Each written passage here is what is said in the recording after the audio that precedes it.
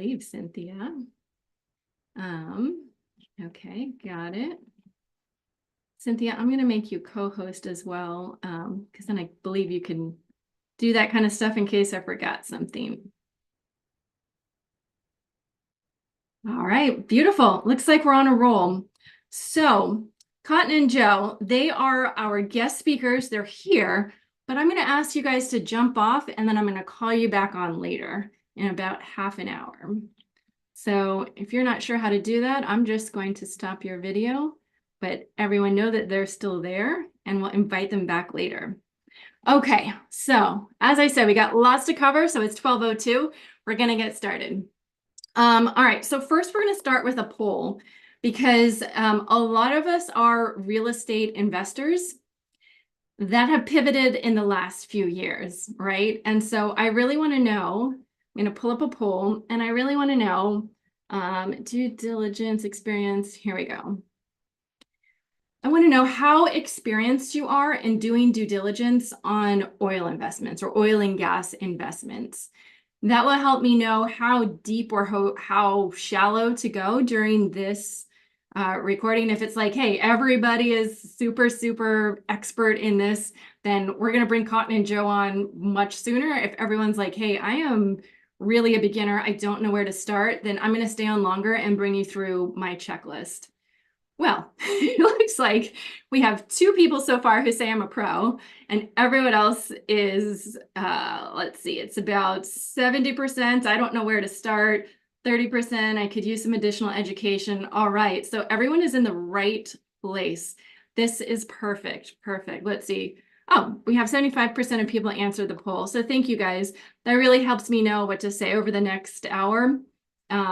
I'm just going to pop this off. I'm going to share the results so you can see that you're in good company. If you said, I don't even know where to start, 63% of the people in here said the same thing. All right, so I'll close that down. All right, is anyone in here?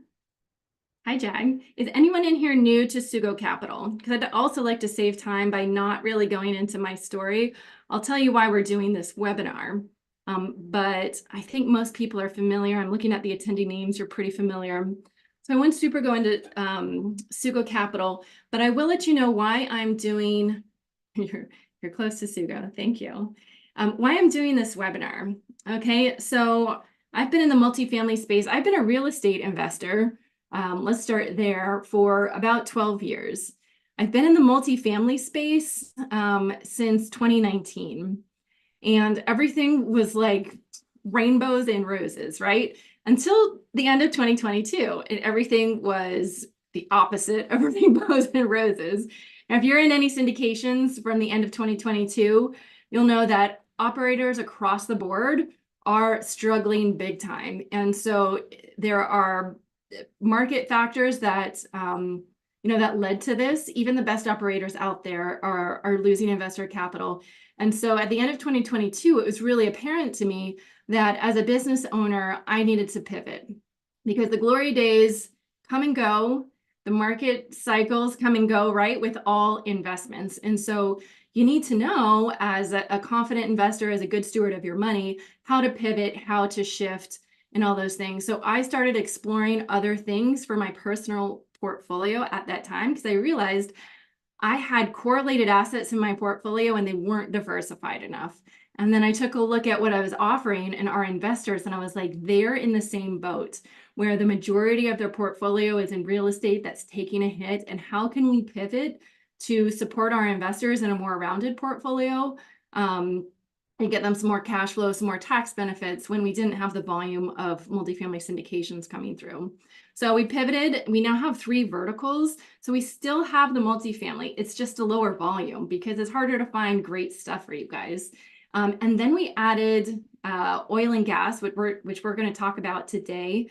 And so over the last few years, I've really, as I've made additional investments in the oil and gas space, I have narrowed the type of investments that I like to do in this space.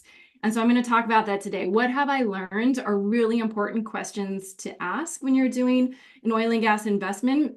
And then our third vertical is hedge funds. It's Forex trading and gold trading with algorithms.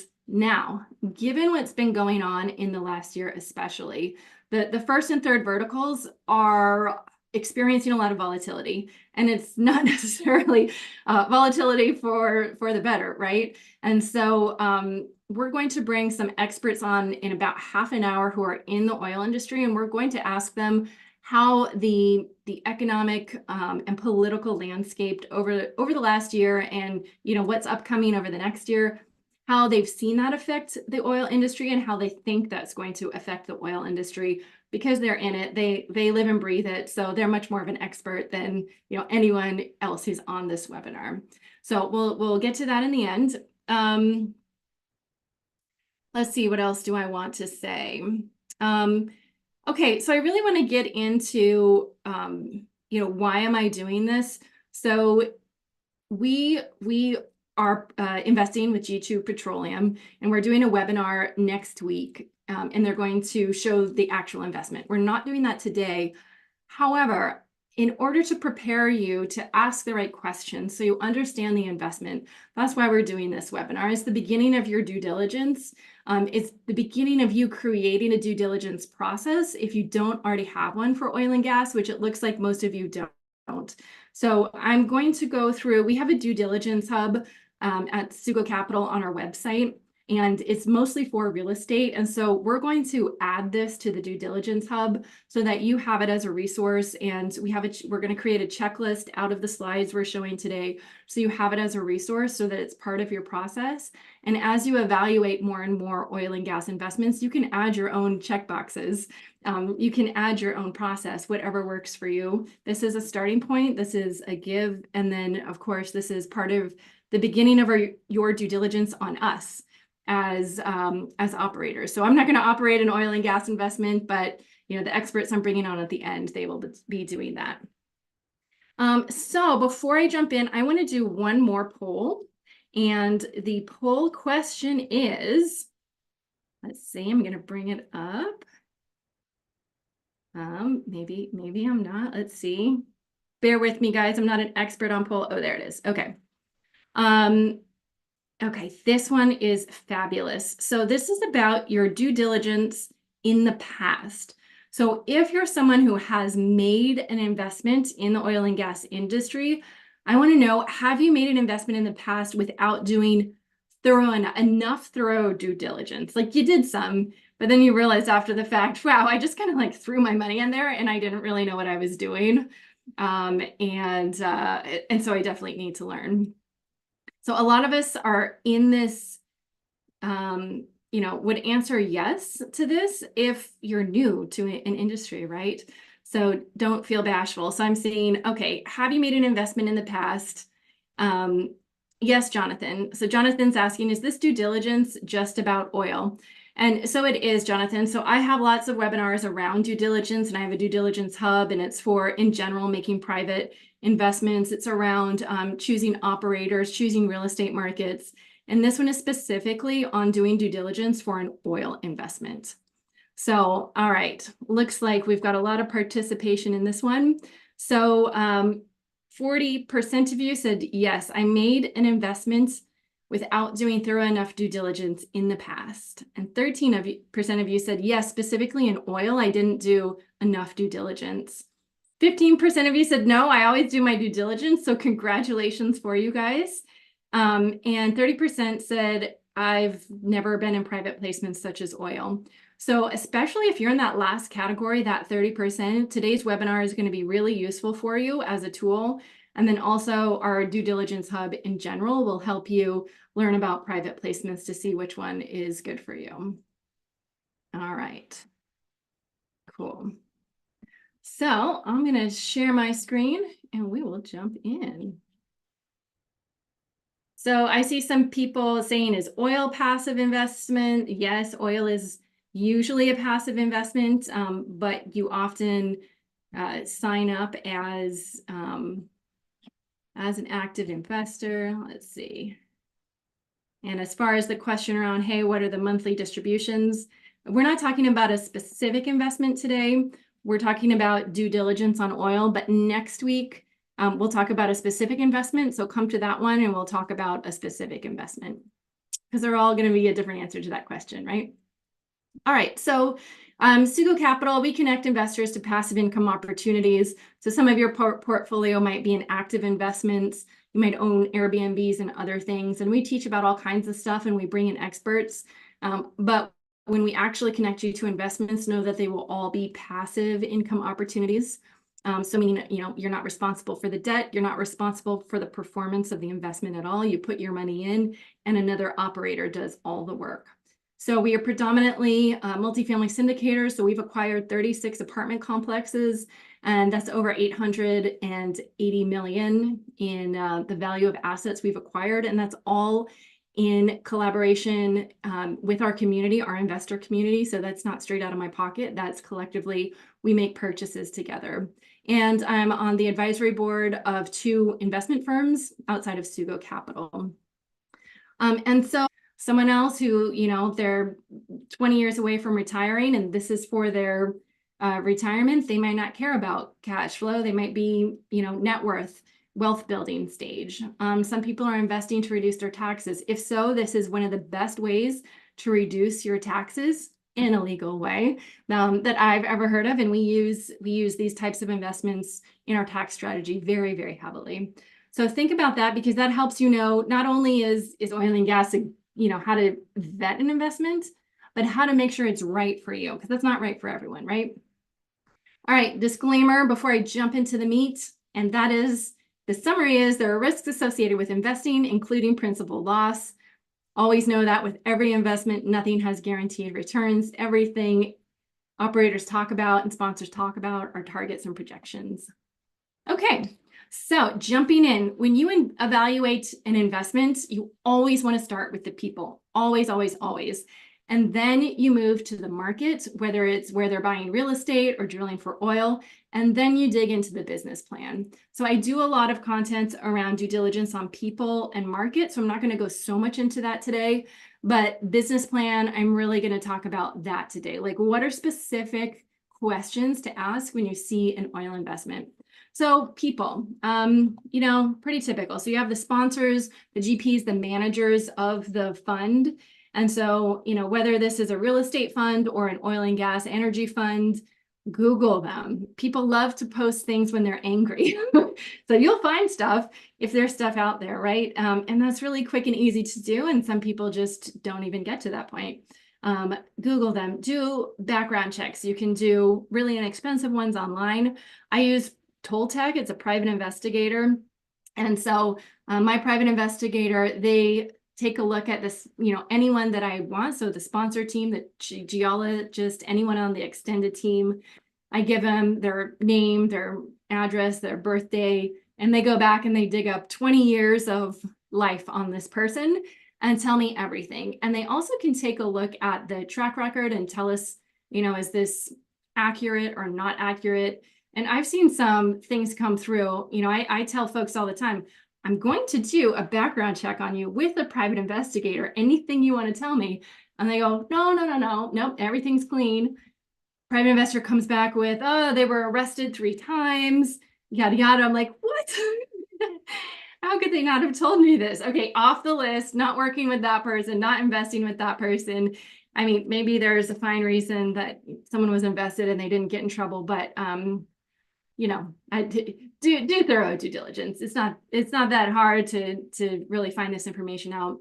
Also, talking to people who have invested with them, that is the best when you know friends, you have investor communities, you're part of, your family is in investments, ask them who they're invested with and what their experience has been, because referrals is one of the best ways to get into great investments, right?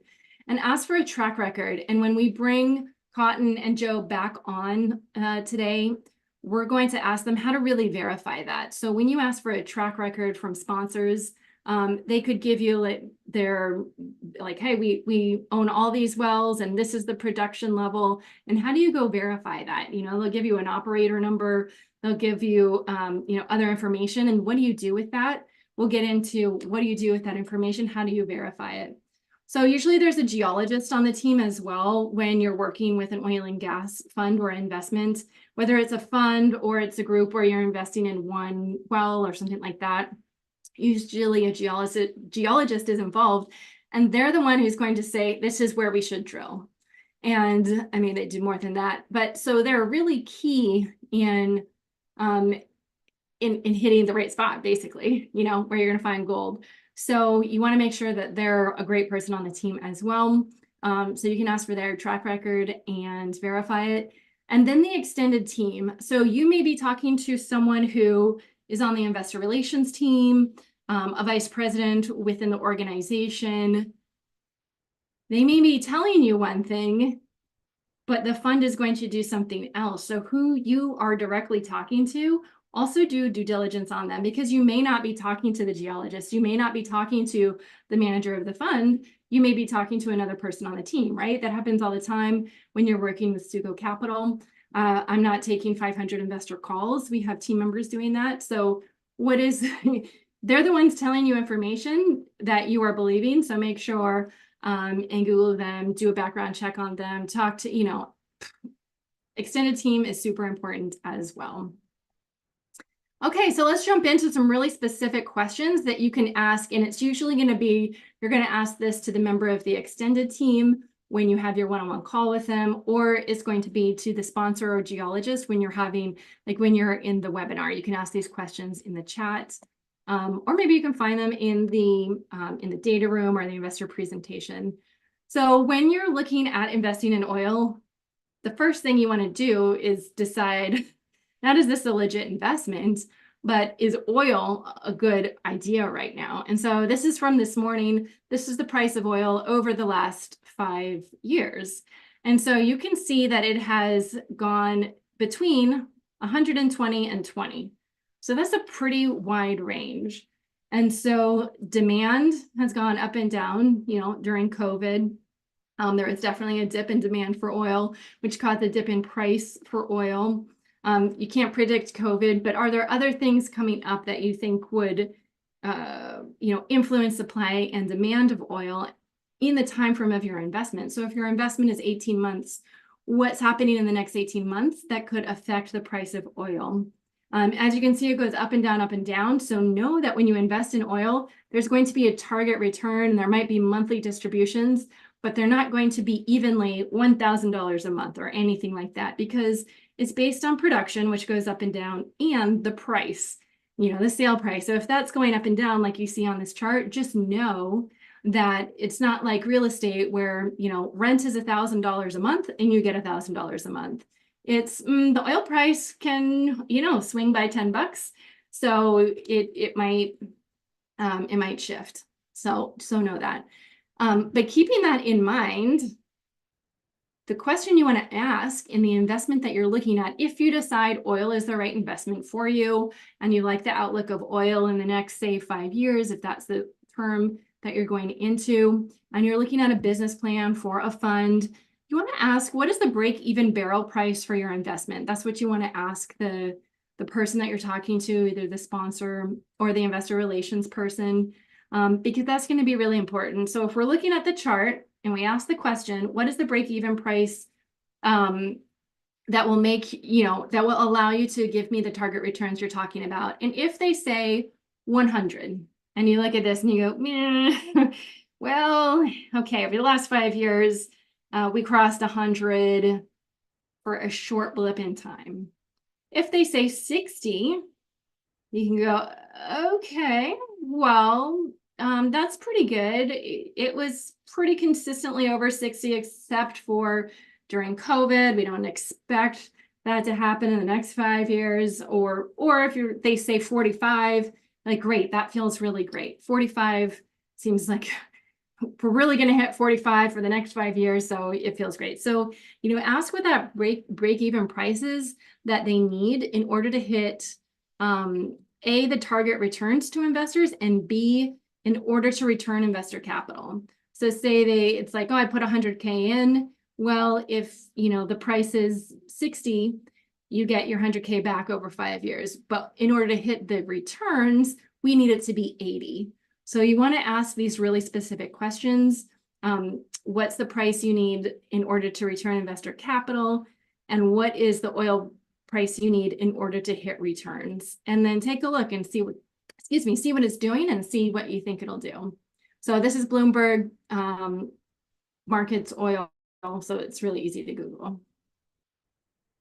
So another question that you want to ask is, what is the break-even production level for your well or for your fund? So say you're going into a fund and it has, it's going to drill at 200 wells. And they said, oh, we need, 5 to 6 barrels a day for our shallow wells. Okay, so that is some information, but how likely is it to hit that number? Then the follow-up question you want to ask is, what is the average production level for wells in their size, in their location? So if they're drilling shallow wells, then you want to see what's the average production for shallow wells. If they're drilling, the cost to drill a well is $5 million and they're going super, super deep or wide or whatever they're doing, they're obviously going to have a different break-even production level and a different break-even production expectation. So when you're comparing that to something else, make sure you're looking at wells of an equal size and in their location. So I talk all the time about market due diligence in real estate. And so that's really important in oil as well. And so some areas where folks drill, it's more speculation. It's kind of like a new frontier that people are going to. And so there's less information on that location. And sometimes it's like, I have been drilling in the same location for the last 20 years with a 96% success rate. And so I'm sticking here because 90% of the time I hit oil and it's a great well. So really taking a look at the location and what that average production level is for their site and the location, and then compare that to what's in the business plan to see how feasible it is.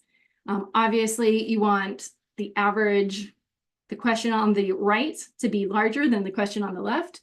And so if the break-even production level is 5 barrels per day, but the average for wells of that size in that location is 2 barrels per day, it's like, well, what makes you think that your wells are going to be so much greater than anyone else's? So these are the really specific questions to ask, right? And I always, if you look at my other due diligence webinars, everything is relative, right? You can't ask a question and get one answer and know if that's good or bad.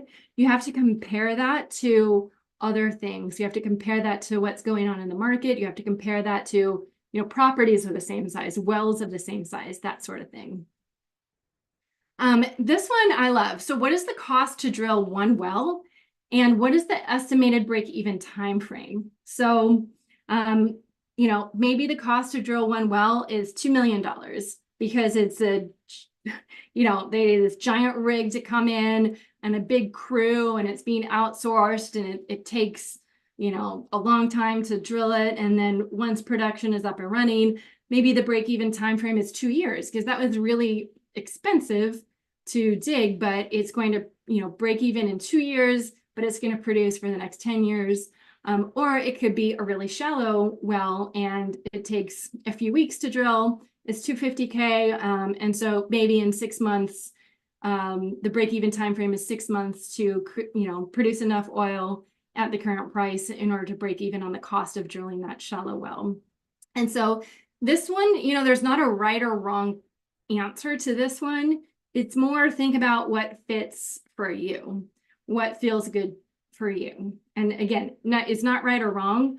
I have shifted towards operators that have a shorter break-even time frame because I see that things could be shifting. It's an election year. And again, we'll talk to the oil experts in about 15 minutes probably and ask them what they think, how that will affect things. But with a new administration coming in, maybe not, what's going to happen in this industry, what's going to happen, there's things that affect things. So in my mind, when there are more risks in the economic factors for a specific investment class, I like a shorter break-even time frame. That's my preference. Yours may be different. So just know that for yourself and then, look out for it. Then you want to ask, what is your track record versus projections? And so there's two things about this question. So one is not only what are the returns you've given your investors. So if they say, oh, yeah, we've given investors 20% annualized returns That's our track record, and our projections are 20% annualized returns going forward. It's like, okay, well, seems like you've done it. You could probably do it. If they've done 20% annualized returns in the past and they're projecting 45% in the future, it's like, why is this so different? Why do you really think that you can get so much more this time around? It doesn't mean that they can't. It's just you want to ask those questions, right? And really understand the difference. Another question around track record is their experience in the location, in the market, because again, you know, is the geologist that they're working with, do they have extensive knowledge in the area where they will be drilling? That is super important. So track record, is it in the location where you're investing? Also, their experience, is it in the size of fund that that you're looking to invest in? So this is all about scale and ability to scale. So if it's a fund, for instance, and they say, yeah, this is a $10 million fund. Okay, what was the size of your last fund? $10 million. Okay, so you did it before, you're doing it again. Seems like a good match. If they said, well, the last time we did a fund, it was 5 million, and now we're doing a $200 million fund. Like, wow, that is a big jump. Not everyone can scale and maintain the same level of excellence, no matter what industry, no matter what asset class. And so when I hear that someone is going from, you know, okay, so I have a fund and it has 3 multifamily units in it, and I'm creating this fund that's going to have 100 multifamily apartment complexes in it. It's like, how are you going to manage that? How are you going to scale? How are you going to expand your team and train team so that you maintain the same quality, the same returns for, you know, that increased number of investors and volume? And so I haven't seen evidence in my investment career of people who can scale rapidly and quickly. So for instance, for us, we have a fund and we're holding off on adding more money because we want to make sure that we can scale successfully before we expand it. 1 second, please.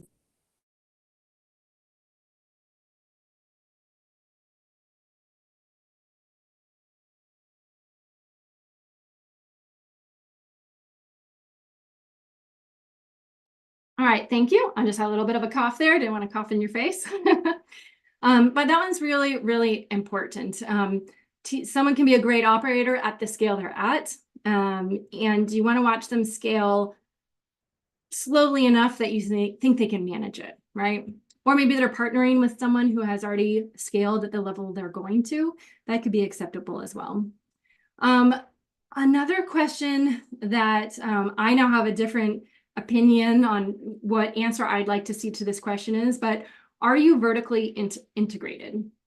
So this means, are you outsourcing to other, you have contractors, other companies that are doing the drilling, other companies that are doing the work, other companies you're renting the equipment from? This is really important because I've seen, you know, when large scale operations are taking place, people don't own the equipment. They lease or rent the equipment. So they're at the mercy of, does the person who currently have the equipment, you know, finish their project in order for them to get the equipment on time? And if not, their business plan can be completely behind schedule, and it's no fault of their own, but their investors pay the price, right? And so I really like when I hear that a team is vertically integrated, or that an operator is vertically integrated, where you know, everything is under the management of the same person or the same team, so that people, you know, they're not waiting for someone else to be done with the contractors or the boots on the ground operating team in order for them to execute their project. They are really in control of their project, their equipment, their people. I like that. I think it allows them to pivot faster. And so especially when I think there are more risks in the environment, I love to see vertically integrated. It doesn't mean it's mandatory. I'm saying it's my preference. It's a good question to ask because it tells you what potential risks there may be to the timeline. So this that last question kind of goes hand in hand with this question. What is your ability to pivot? And so again, when things are more unknown in the economy or in the industry, I like to go with groups that are able to pivot faster. And so in oil and gas, this means shallow wells, cheaper wells, vertically integrated. And so I like to see that. The ability to pivot is really important to me right now. So then when you ask all these questions, like, are you vertically integrated? What is your ability to pivot? All these things, you also want to ask, hey, do these answers, based on this, does this pose risk to your business plan, your timeline, your investor returns? Really identify the risks. Every investment has risks, right? Especially in oil. You just want to make sure you know what they are and you are okay with them. And that's true for every investment. Every investment has risks. You need to make sure what they are and if you're okay with them. Okay, so onto some fun stuff. How and when are returns distributed, blah, blah, blah, really understanding the returns. And I'm going to jump to the next one too. What are the tax benefits and understanding the tax benefits? So, you know what we're going to do? So we're going to jump over. I'm going to bring up another screen share to answer both of these. So I am heartbroken when people don't understand how and when are returns distributed. And they think, oh, I'm going to get 20% quarterly payout when it's 20% annualized returns and it's all paid at the exit because it's new development. We really want to make sure that people understand not only is this, a solid investment, but is it the right investment for you based on, do you need cash flow monthly? Do you need a tax benefit? So I'm going to bring up now an ROI calculator. I'm just going to stop sharing and bring it up and show you how you can go into the tax worksheet as well. Okay, I'm going to share again.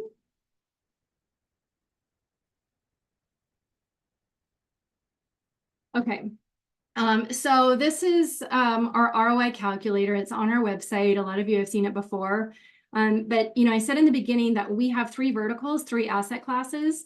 And so the first box of stuff, this first blue box, hands-off apartment investments. We have another webinar on due diligence for that. Forex trading, we have another due diligence webinar on that. So if you scroll down, you get to an energy fund. And you can see, you can plug in the numbers when you're looking at an oil investment in this green box, and you can say, I want to invest 200,000 in this investment. And what does it look like? So if the target cash on cash return distributed monthly is annually 20%, but you wait 6 months before getting your returns, you can see this pink bar is the cash flow. It shows you how much you'll receive each year in the form of cash flow. So you just divide that by 12 to know how much it is per month.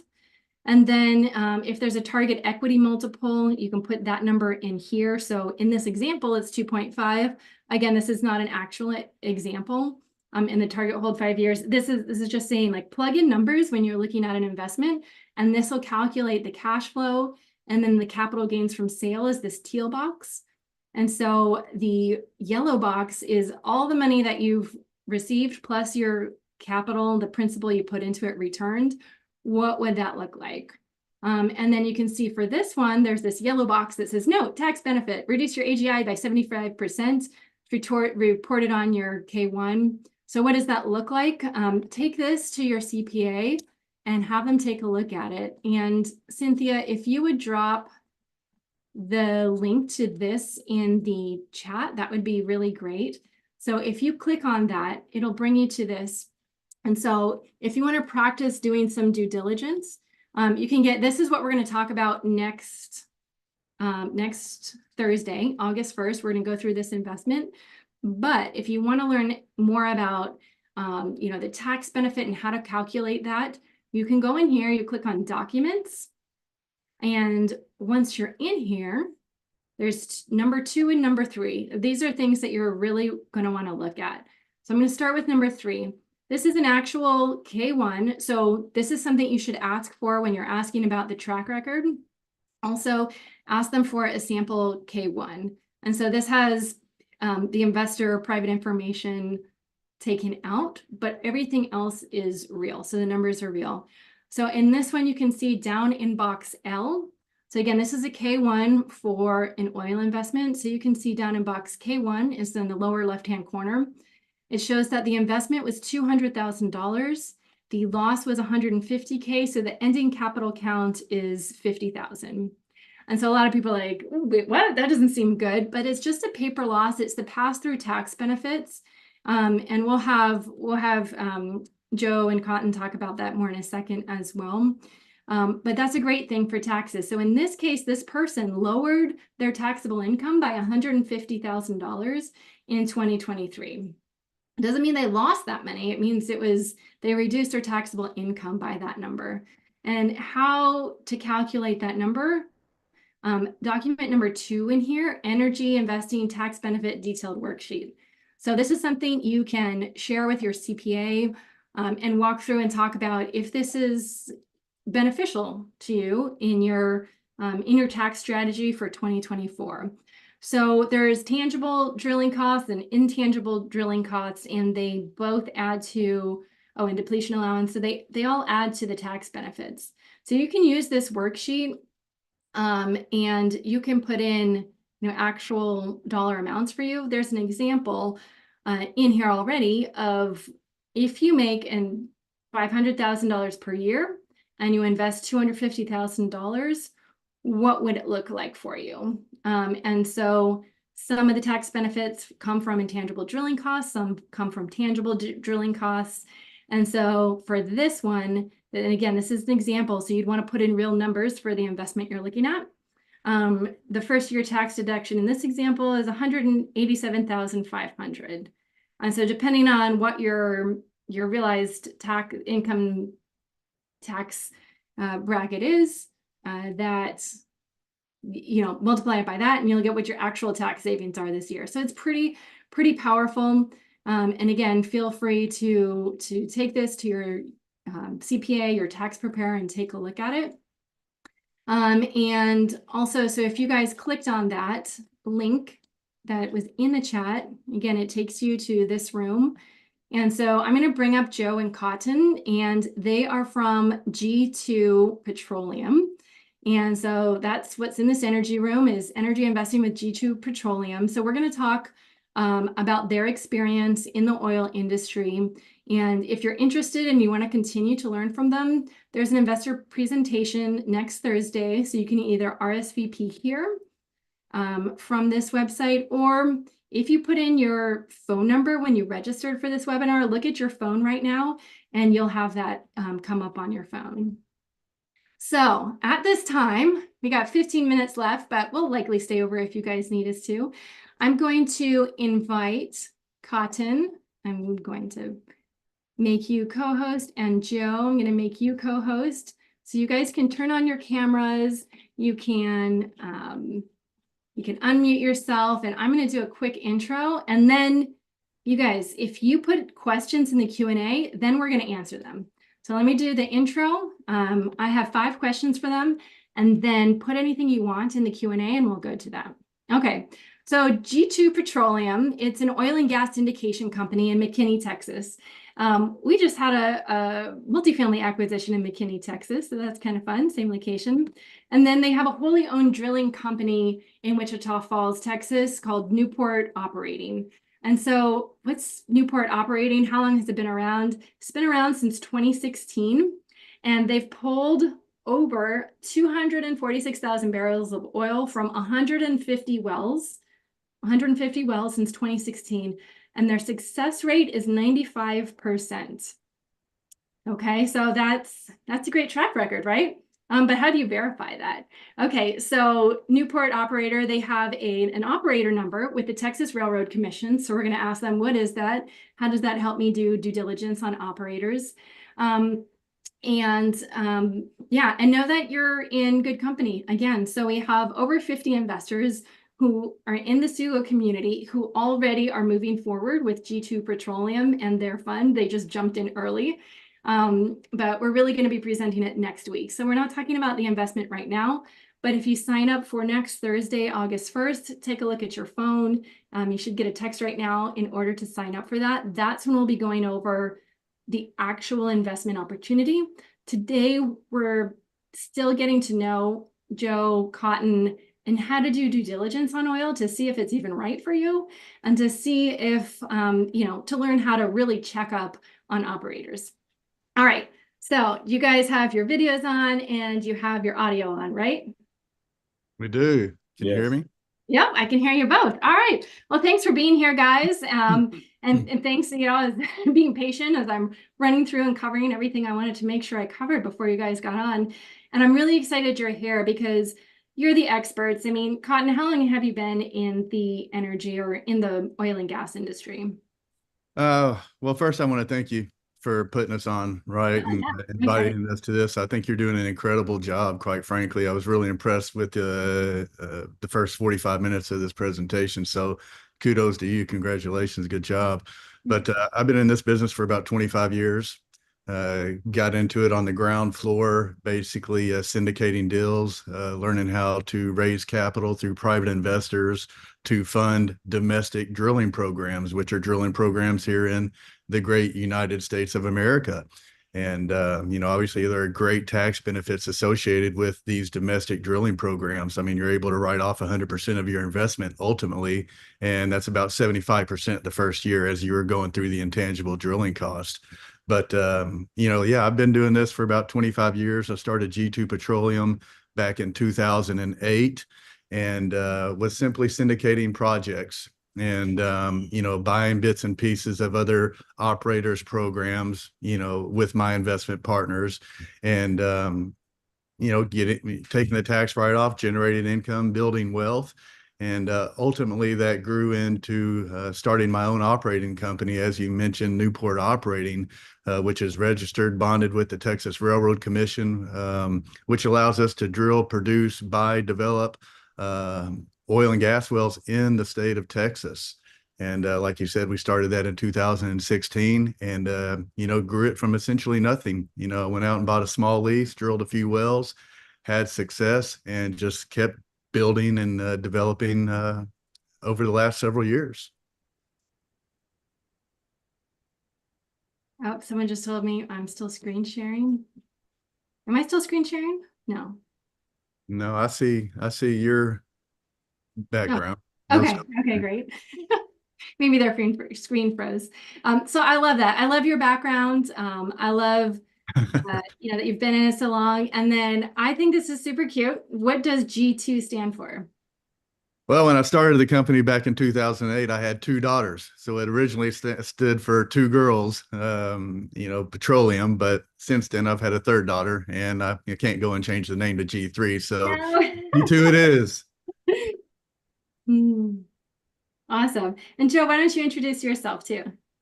Yeah, thanks, Sarah. And again, thank you. I agree. Great presentation. And it's hard for me to not turn every answer back to G2. So I'm going to try to do that. I know that's for next week, but just generally speaking about the oil and gas investments.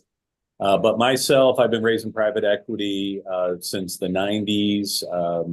I've primarily started with startups and have raised capital for real estate as well, and got into oil and gas. I guess it's a little over 3 years now. Been with Cotton over a year for a number of the reasons that you mentioned.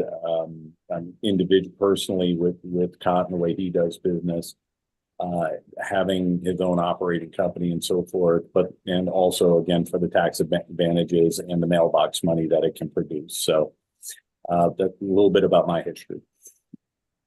Love it. And how long have I known these guys? I think Joe, you and I started talking like 9 months ago. Yes. So to answer any future questions of like, how long have you been doing due diligence? How long have you known this team, Sarah? It's been actually now it's right about 9 months. Mm-hmm. All right. Mm-hmm. So you guys saw what I talked about earlier. So I want to ask you, have you invested since you've had your own investments or even in the lifetime of your investing career, have you invested in other operators' oil investments? And if so, what's the number one thing that you pay attention to when you do that? Absolutely. I have many different operators, many different areas all over the country, North Dakota, Colorado, South Texas, North Texas. So I've been involved and that's what drove me to open up my own operating company, is because, you know, the number one thing I look at, right, is who is the company. Mhm. And then when you're looking at specific programs or specific investments, you got to look at many things. But number one is management fees. A lot of these programs that come through the, let's say, you know, through the chain that get to private investors' desks ultimately for your review, you know, you've got a lot of fees, a lot of, you know, I don't want to say promote or padding that are associated with these projects that ultimately reach private investors. But that's what I like to look at the very, you know, on the onset, is who is the operator, you know, kind of what's their track record, but what are the fees associated with their management fees, but also their fees associated with drilling the wells. Because, I mean, if you're going in and you're paying way too much for the product on the onset, that can really just disrupt or ruin the economics right out of the gate. So those are a couple of the main things I look for in particular. Yeah, that's great you mentioned that, because I didn't mention it today, and that is really important. You can see anywhere between 2 and 20%, right, for those fees? Oh, you can, and then some. You know, I've seen some over my years that are just ridiculous. So, you know, the fees, ultimately the investors are paying for that. And so, you know, my mindset or line is you want to buy as close to the wellhead as you can, right? You don't want to buy, you know, from the operator or directly to it. You don't want to go through two or three, you know, middlemen that are padding the project and just adding cost on that, you know, private investors are absorbing. So, you know, that's some of the things I look for, and also their interest. You know, how much interest do they have in that well or in that program, right? If they don't have any interest and they're making money off of putting the deal together and raising the capital, well, that's not really a good situation for the private investor to be in. You want the company or the operator, you want them to have a vested interest in that program, so that their success or your success is shared with them. Mhm. On that note, for you, you can either say dollar amount or percent. How investor are you usually? Like in our real estate syndications, we're usually 5% of the money needed to get it started. What's kind of your rule of thumb at G2? We maintain 12.5% of everything that I do. Some I have more interest in those wells or those programs, but our standard is 12.5% interest in every program that I do. And that's dollars that I'm allocating to that program. I have to pay my operating expenses just like the private investors. So I have, you know, skin in the game per se. Um, That's a so if I'm you have sorry. real estate. Yeah, that's great. Well, thank you for sharing. Joe, how about you? Because you've worked at a few different groups, so I'd love your opinion on like what are the top 3 things that investors should do during their due diligence process when seeing, you know, A, if something's a good fit, and B, if it's, you know, truthful what's being presented to them. Sure, sure. Well, agree with what Cotton was just saying. For me, I think you want to invest. I don't personally like just investing with a syndicator that's syndicating for another operator, because they have no control over what that operator is going to do. And you know, like every industry, and in real estate, certainly I could say all of Wall Street, but there are nefarious people, right? And so you're going to have syndicators, especially if oil is up, that are going to pop up out of the woodwork with no track record. The worst case is if they're just kind of drilling where they're not sure that there's oil. It's called wildcatting, and it's sort of like a hit and hope. But you can also, there are syndicators that, hey, we've got a piece of a really large Enron deal, $100 million deal, and we're going to go take 10 million of it. But you have no control over what Enron does. They may or may not drill those wells. They can, with Cotton was just talking about, they can fee you to death. They could be pulling 500 barrels of oil a day, but for somehow there's no returns out of it for you. So I really like investing with a syndicator that is also the operator that has a vested interest in pulling the oil. So that's one thing. The verifying the operator's track record, which you touched on earlier, Sarah, is extremely important. You want to know, have they drilled? Are they drilling? Like you said earlier, you hear these horror stories where you invest in a program and you drive out to the area and there are no wells out there. So Are they actually drilling? Are they bonded? Like Cotton said, fees are a huge thing. What are the AFEs are authorization for expenditures. So that's actually drilling the wells. And then you also have your lease operating expenses, which are called LOEs, which are the ongoing expenses to run those wells. And you were hitting on that with break evens, and all of that's extremely important. And like I think you alluded to also, another thing that I would look for if you're talking about three top things are infill drilling where you know that there's oil, drilling on leases where you have a ton of data and a very experienced geologist to tell you where to drill. So those are things that I look for. Yeah, the geologist is something that I didn't in the beginning. I didn't think about or really know to dig into, and it's more recently that I'm like, oh, this person is extremely important. Yeah, yeah. They're very pivotal. Yeah. So yeah, that's why I call them out on the people slide as like a really important person to pay attention to. So we all said it, getting the track record and verifying it. So if someone gets a track record and it's like, okay, company A owns, you know, all these sites, all these wells, and they've done this production in this time frame, how does someone take that and go verify that it's actually real and true and accurate? That's a great question. And I'll speak for Texas in particular because that's where we're operating, drilling, and developing. And every state usually has a website or an agency. In Texas, it's called the Texas Railroad Commission. And this was started many, many years ago when oil and gas development really kicked off in Texas. And it was named the Railroad Commission because that's how they transported the oil out, you know, from the wells out to market. So the Railroad Commission was in charge of tallying all those numbers and keeping records, and it's still true today. So the governing body for Texas is called the Texas Railroad Commission. Now, there's a couple of different ways that you can vet the information you were talking about. Number one is through that operator ID number. Newport Operating is 607883. You could go to the TRRC, Texas Railroad Commission, plug in that number, and it will pull up all of the data for Newport Operating, all of the wells that we own, all of the leases that we own, and it'll show you all of the production that we've made from day one to current. And it'll also break it down into which lease made what amount of production. So in Texas, the way to vet that out is through the Texas Railroad Commission, and you can either do it through the operator ID number, and or if you're looking for an individual well, they have what's called their ID number, which you can also plug in as well. And so through those different numbers and those channels, that's how you can vet out. Number one, is the operator registered and bonded with the Railroad Commission? And number two, what leases do they own? How much production have they made? What are they making currently? What did they make last month? And so in Texas in particular, that's the best way to vet it out.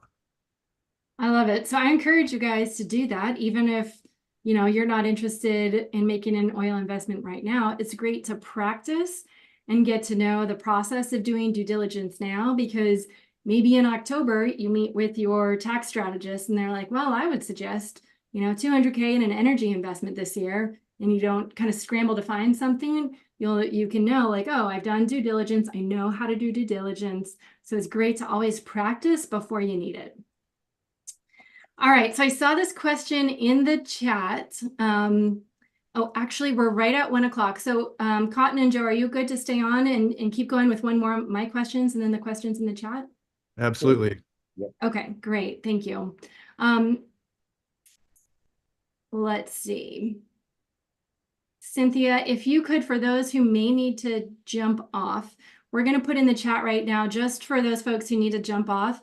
If you guys want to join us next Thursday at noon for another webinar, it's going to be Cotton and Joe presenting their actual fund, their actual investment opportunity. If you click in the chat, there it is. If you click in the chat, then you can go straight to that. You can see that's the data room, Cynthia. So then if you click, I think it's sugocapital.com energy. And that's the link to register for the webinar next week.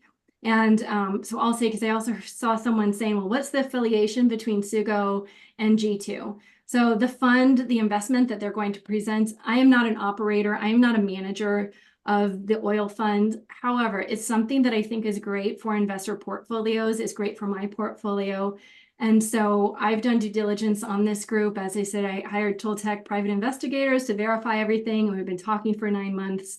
And so I'm simply preparing a way for you guys to connect. But I do want to make sure everyone knows that, because all the other investments that we discuss here, I am on the management team of, except for oil. I'm not looking to be an expert in this space. So Joe and Cotton are going to do the presentation, and click, there it is, sugocapital.com/energy. Click on that, and you'll also get emails from me on it. But that'll be next Thursday, August 1st at noon, and they'll do their presentation. All right, so back to the questions. We'll still stay on for those that can hang, and we'll go through some more questions.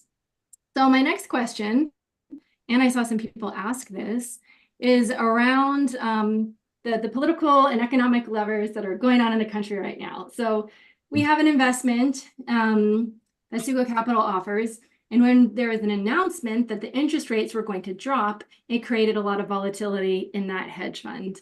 There's stuff going on with the interest rates movement that really hurt a lot of stuff in our real estate portfolio. So first I want to ask, as far as debt and interest rates, does volatility in this space, either going up or down, affect oil, affect the oil industry, or affect your investment, increase or decrease the risk of your investment? Well, I mean, I think depending on who gets elected, right? Things are always volatile, right? I mean, I think this past administration has done a good job of keeping oil prices high, quite frankly. I mean, oil prices have been, you threw the stat up there, from $20 back when COVID was hitting up to $120, right? And right now, with oil at, call it $80 a barrel, I think we're at a really good spot, not only for producers, but for our nation, right? I mean, people can, afford to put gas in their car and move around. If it starts getting in the $90, $100 range, then it really starts hurting people. But as far as the administration, I think if Trump comes in, obviously it's a drill, baby, drill, right? And I love that.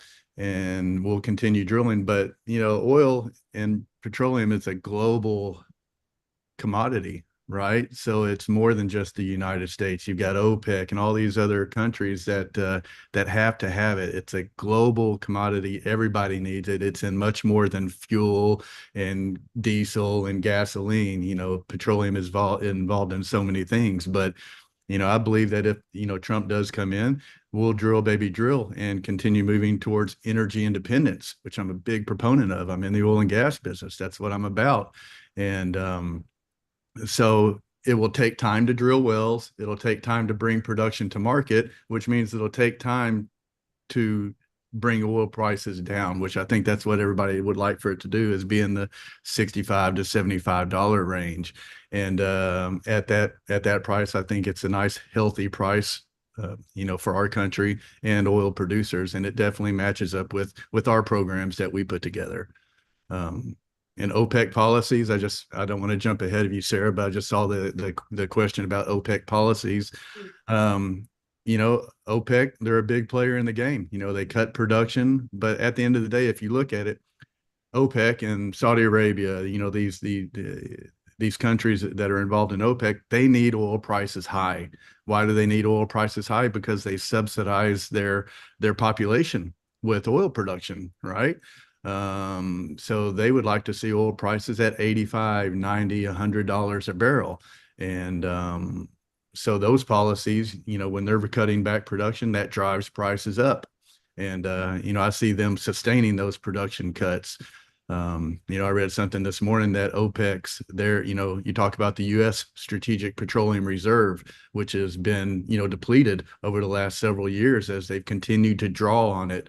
And So, with our SPR down, and, I read something this morning that OPEC, their strategic reserves are down as well. They need to fill up that oil. And there's only one way to do it is produce more of it.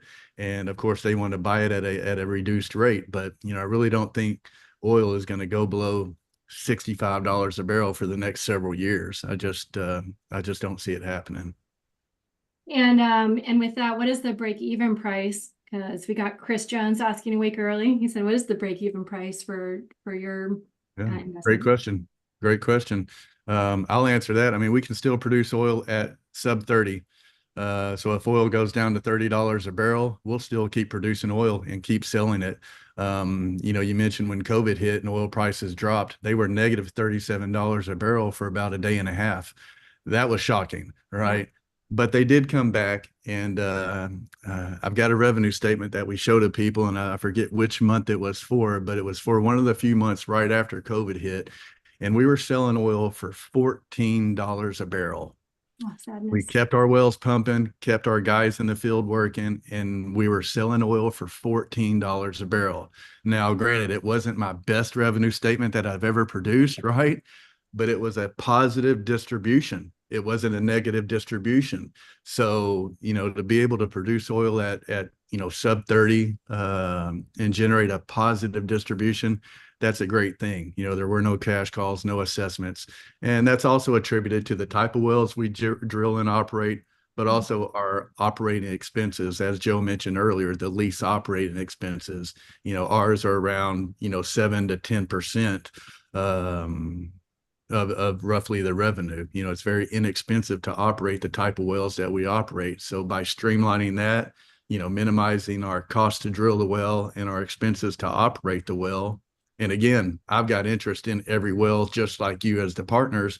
So I've got to pay my share of those operating expenses. So it benefits us to keep them low so that we're continuing to produce oil, provide jobs, and generate positive distributions for our partners. Love it. Love it. Love it. Let's see. Here's a question I can answer. Someone's asking, does the tax benefit recapture like depreciation? And the answer is yes. It is yes. I see a bunch of questions that I think we answered as we continued. Okay, here's a good one from Todd. I always love Todd's questions. Thank you, Todd.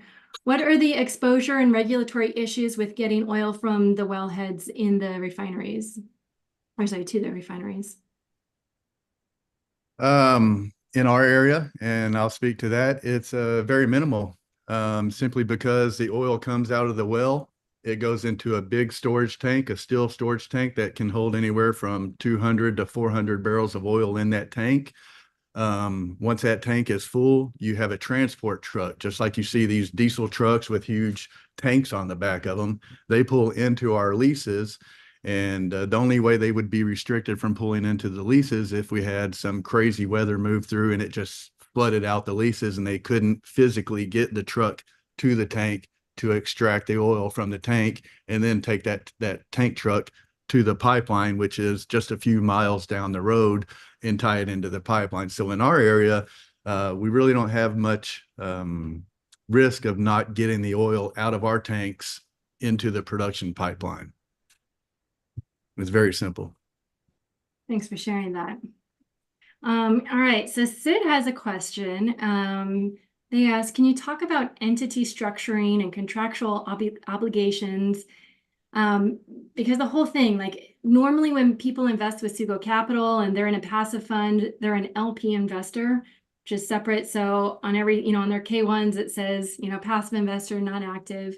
And so with oil, it's different. Right? In order to get the tax benefit against your active income, W-2 or whatever it is, you are not a passive investor in this, but you're not actually making decisions. So can you explain that side of it? Like that's unfamiliar to people. Do they stay an active or GP in the entity, or do they change over to an LP at a certain time? And do different groups do it different ways, or is there a standard across the industry?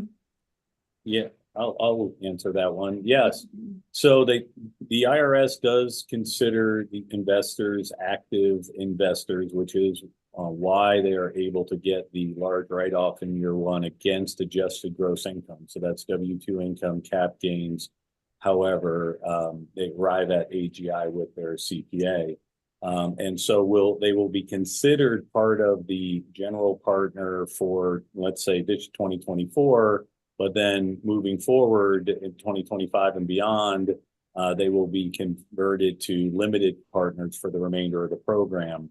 And there is a little bit of a difference between being a general partner with G2 and on the finance side versus a general partner for the operator and the operations of drilling. So it's one of the reasons for us, the way we're structured, we do separate Newport Operating from G2 Petroleum, different entity, the employees, workers' comp, insurance policies, that's all with Newport Operating.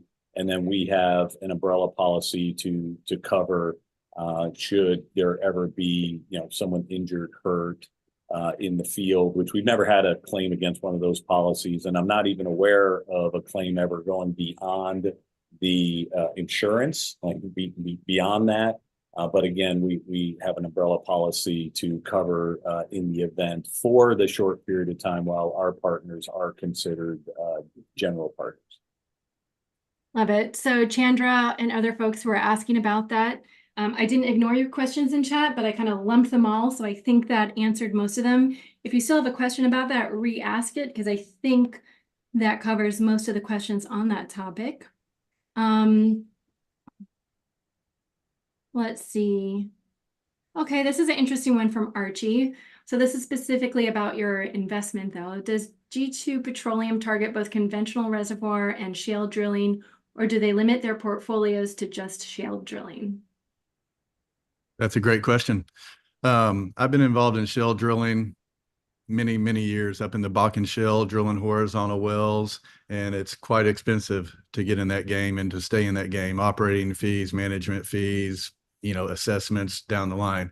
G2 Petroleum and Newport Operating are mainly conventional vertical well drillers. So we'll drill vertical well bores, 2,000 to 4,500 feet deep.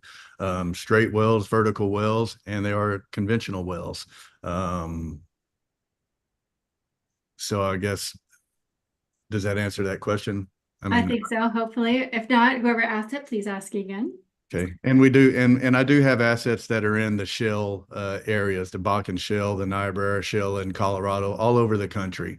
But what I found works for myself, my partners, and our company is to drill shallow conventional wells. Like I said, we, like Sarah mentioned earlier, our vertical integration with owning our own equipment, owning our own rigs, and have our own crews, being able to pivot very quickly. That's what works for us.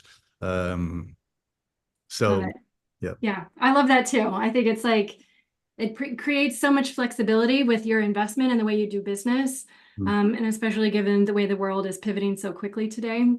So I really like that about G2. Thank you. All right, I'm scanning through the questions, so that's why I was looking down, guys. I've been looking at the chat and going through them. I think we answered most questions.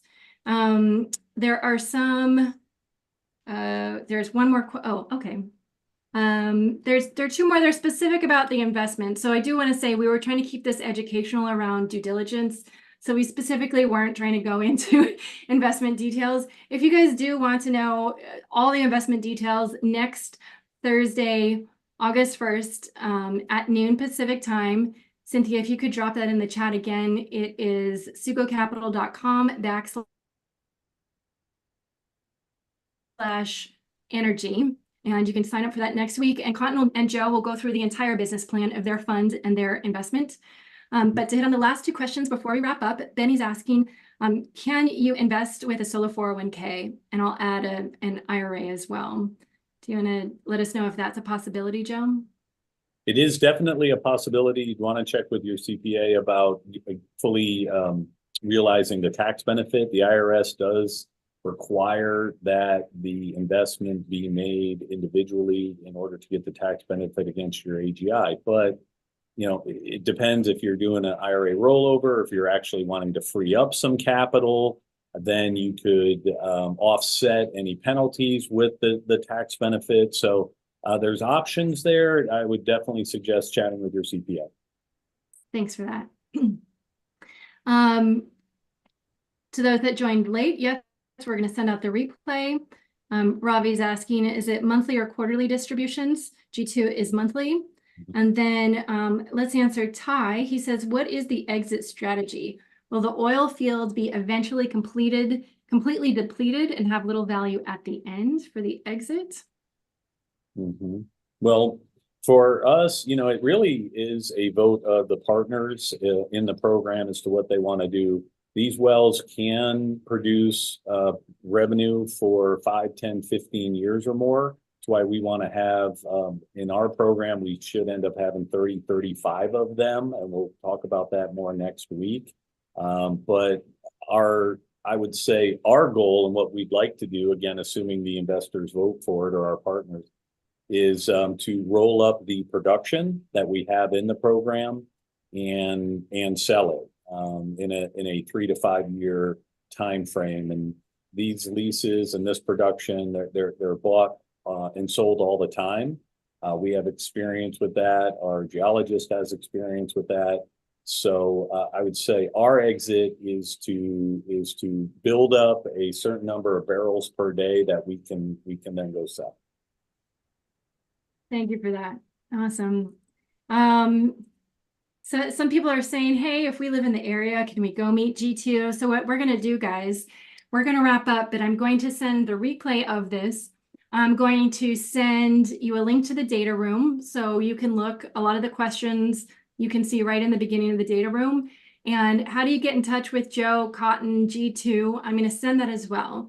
So take a look at the email that's going to come today from us, and it'll have all that information. It'll have a Calendly link so you can book a call with Joe directly and ask him your questions and go into it. And then also next week we'll have the webinar and we'll go into everything in depth. All right. Thank you so much, Joe and Cotton. It's wonderful. I'm really looking forward to next week and really diving into your investment. And I really prefer it to so many things that I've seen out there today. And I love your track record and the way you're planning to scale. So I'm looking forward to sharing that with our investor base. Thank you, guys. Thank you very much, Sarah. Really appreciate you and everybody watching. Absolutely. All right. We'll see you next week, everyone.